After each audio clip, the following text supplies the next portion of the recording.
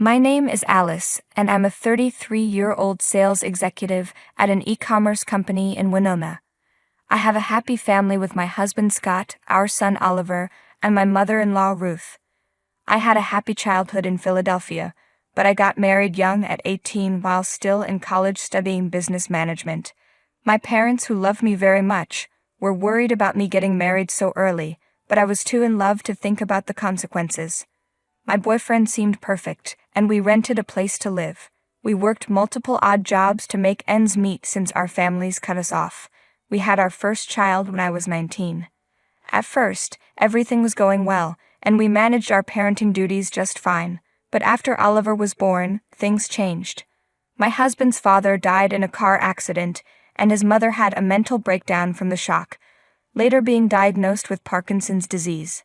Not being allowed to see his parents deeply affected my husband. I supported him, but he eventually quit his job and started gambling and became abusive. I left him when he hit our 5-year-old son. I started over, got my current job, and decided to take a break from relationships to focus on myself and my son. After a year, my best friend invited me to dinner with her and her fiancé. At the restaurant, a handsome man with warm hazel eyes asked if he could sit next to me. It was Scott. We met again at my friend's wedding but barely spoke. At the end of the evening, Scott told me I looked stunning in my gown. We went for a walk, talked about our careers, hobbies, and families, and eventually started dating and got married. Scott has been a loving father to Oliver, who considers him his real dad. Every year on Oliver's birthday, we visit a new city. Even my mother-in-law Ruth loved Oliver, but things changed when I got pregnant.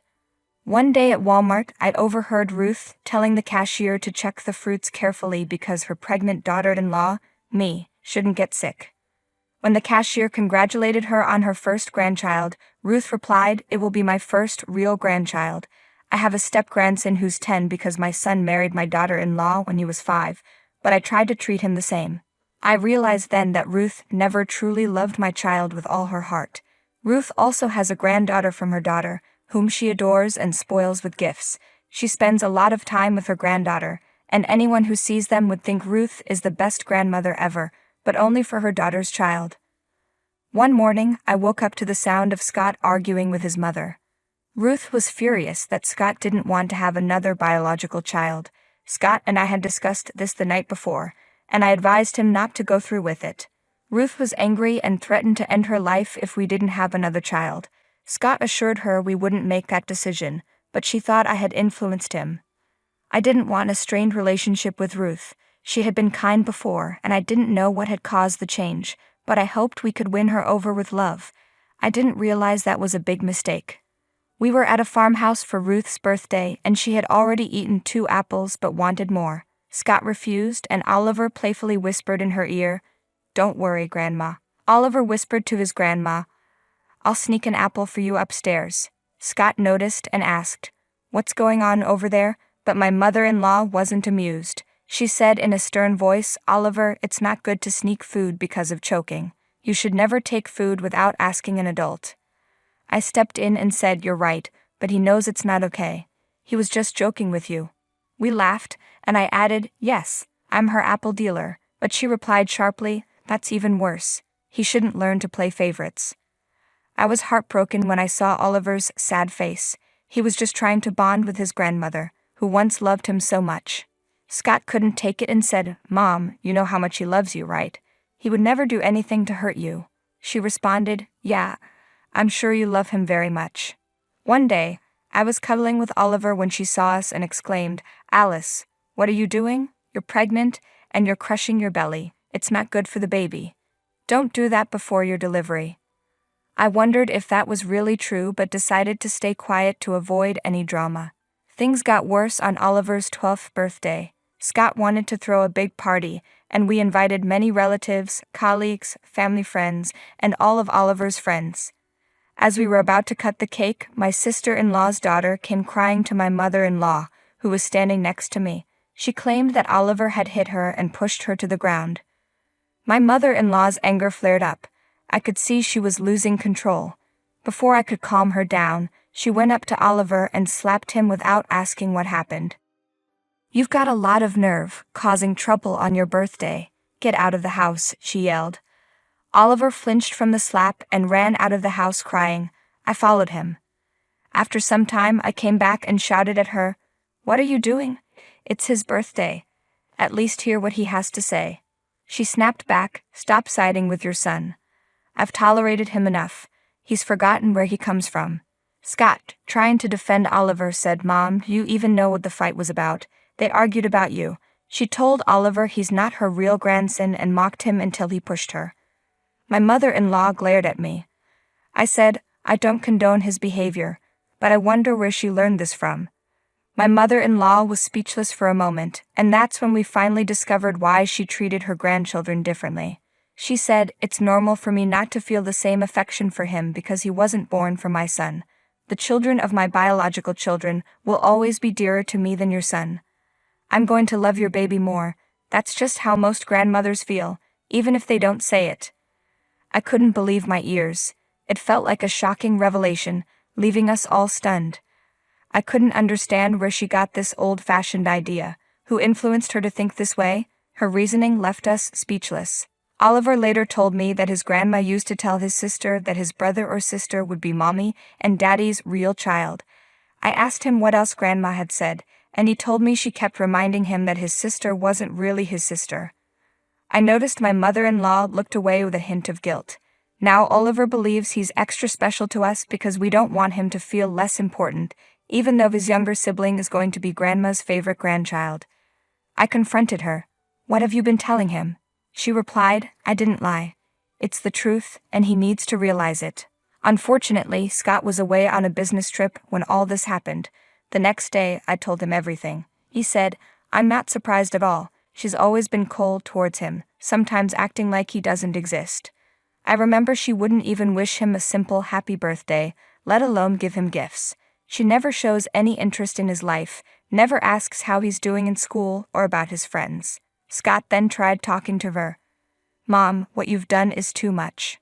I've accepted Oliver and am raising him as my own, so what difference does it make?" She replied, "It makes a lot of difference, Scott, and it matters to me.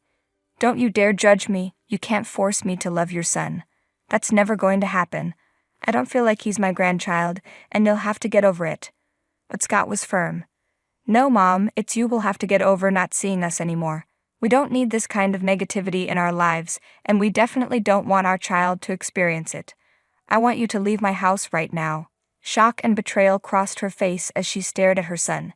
Even though I didn't want Scott to live apart from his mother or push her away, I thought it was for the best. We didn't need her in our lives.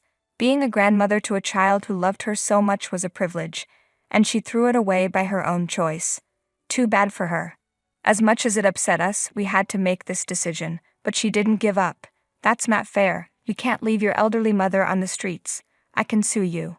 Scott replied, "Do whatever you want. You won't see your grandkids anymore. You'll be a bad influence on them." After she said that, I quietly hoped that when she gets older, she wouldn't come crawling back to us for help because our doors would be closed. If that's how you truly feel about me and my son, then you shouldn't be part of my children's lives. I'll make sure you can't poison their minds anymore. Scott packed her things and she went to stay in Florida. Meanwhile, she kept threatening us over the phone, claiming her rights over the house and her grandchildren. She even bad-mouthed me to relatives, blaming me for separating her from her son. Blinded by rage, Scott and I blocked her on everything after sending a text detailing her actions, which we heard from Oliver and his sister. We made it clear that her behavior was unacceptable and that she wouldn't see her grandkids until they were much older and could understand the world better, so they wouldn't be swayed by her words. We didn't hear from her for a long time after that. One day we got an anonymous call saying my mother-in-law was admitted to the hospital after breaking her pelvis in the bathroom. There was a chance she might never walk again. Scott panicked when he heard this and rushed to be by her side. No matter how good a father Scott was, he was also her son. Though he was angry at his mother for what she did, he couldn't hide the fact that he loved her.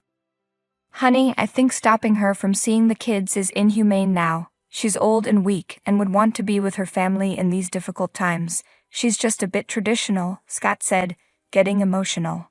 "I met her in the hospital, and she told me that being alone in a hospital bed made her realize how unpredictable life is.